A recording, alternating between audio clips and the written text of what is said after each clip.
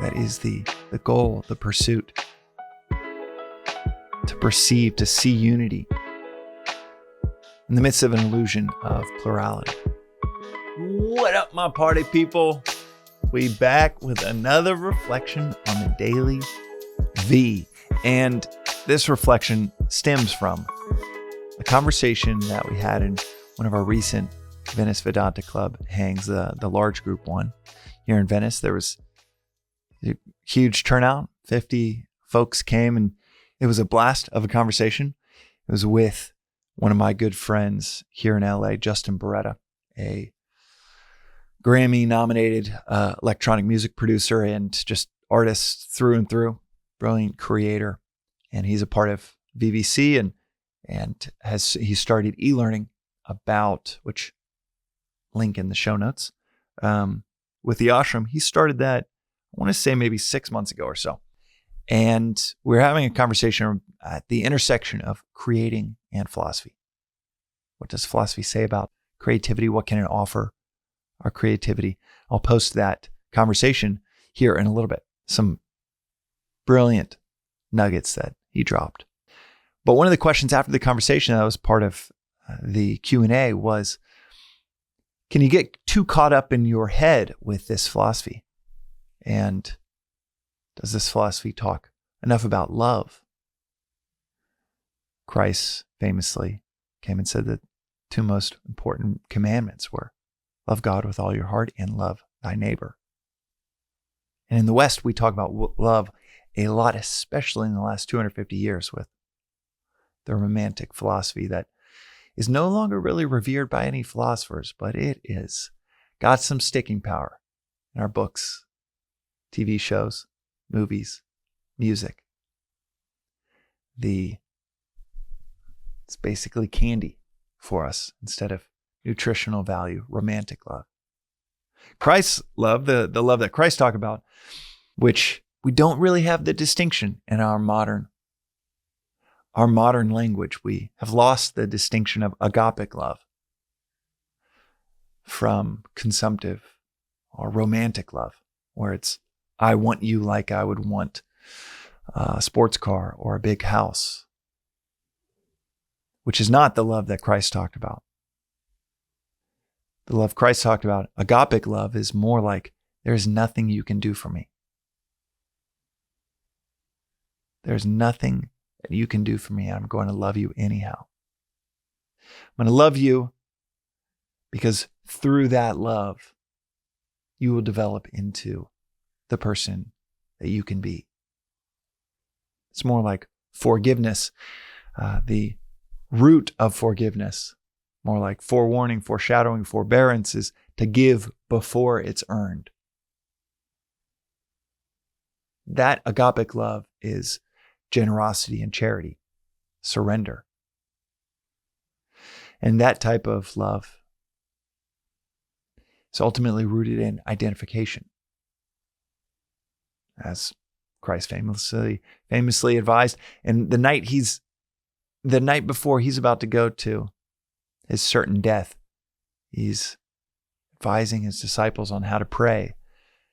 That prayer is all around identification,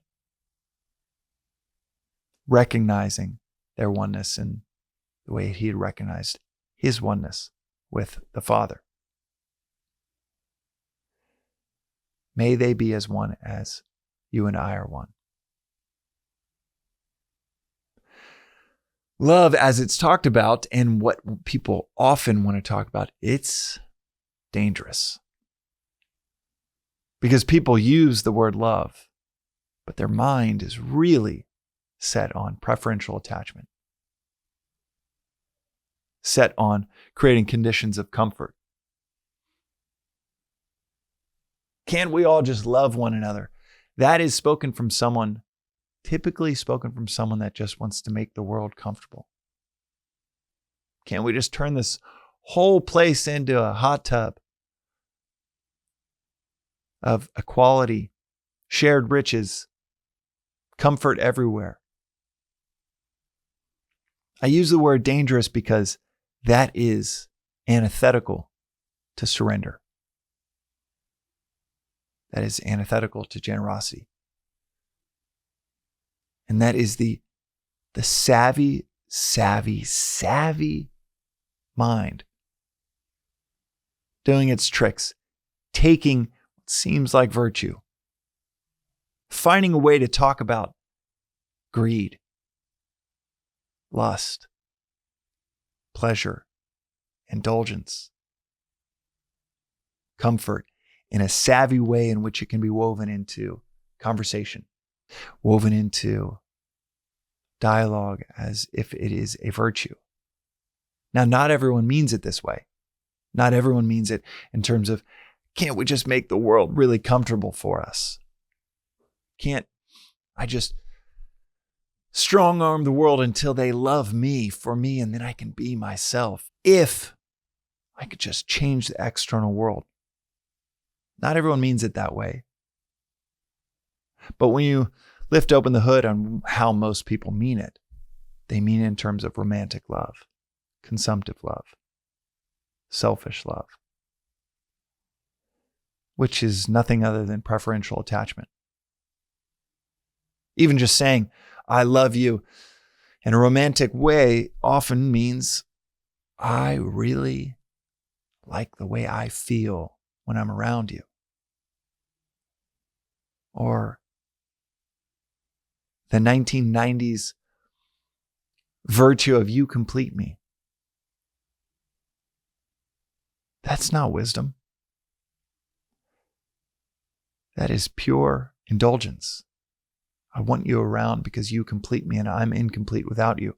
I want you around because of how you make me feel. So much of our parenting is built around this, of conditional love. Even though we use all these words like, I love you unconditionally. Do you really love your child unconditionally to where you'd surrender everything for that child's development? Because what love looks like, a visual representation of love is not us all smiling, kumbaya, dancing, comfort, in a place of just idyllic community. What love looks like, what identification, surrender looks like, has nothing to do with our modern, inane visualizations of romantic love. It looks like someone saying, God, may they see the identification, the sameness, the oneness with each other that I see with you. And saying that right before the ultimate visual of love, hanging on a cross. So what does this philosophy say about love? Does this philosophy talk about love? That love, all the time. That is the philosophy. That is the goal, the pursuit. To perceive, to see unity in the midst of an illusion of plurality. That is the entirety of the philosophy. To employ the intellect around identification, proper identification.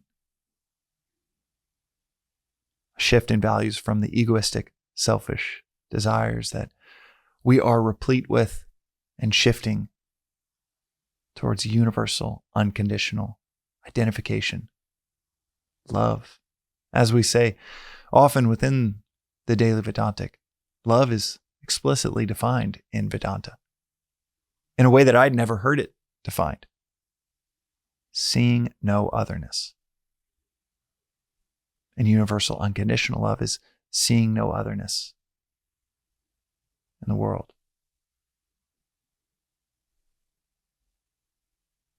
That is very different than emotional love,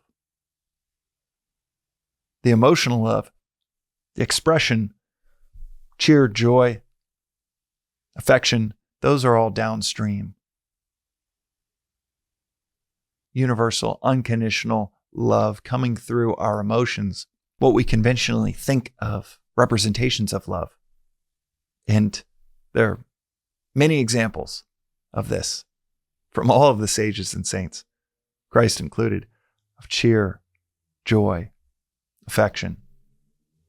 Those emotions, those are expressions. They go hand in hand with the identification. But the universal and unconditional kind of those emotions, they come from the proper intellectual assessment, development, cultivation of identification.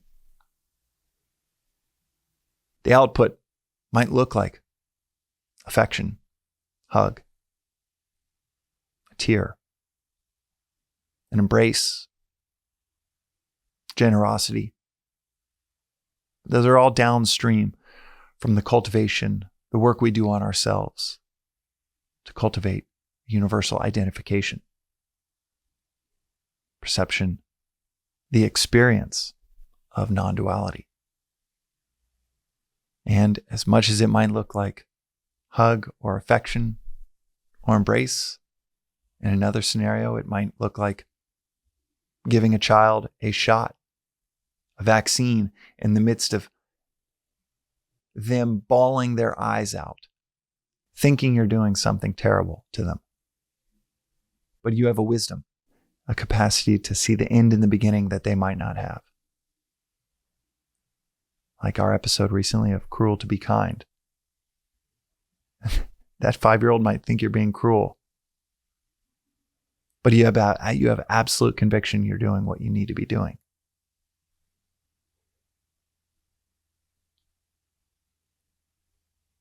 And last, certainly not least,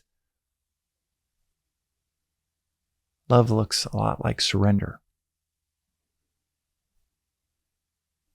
A lot like a rejection of the egoistic desires, selfish pursuits.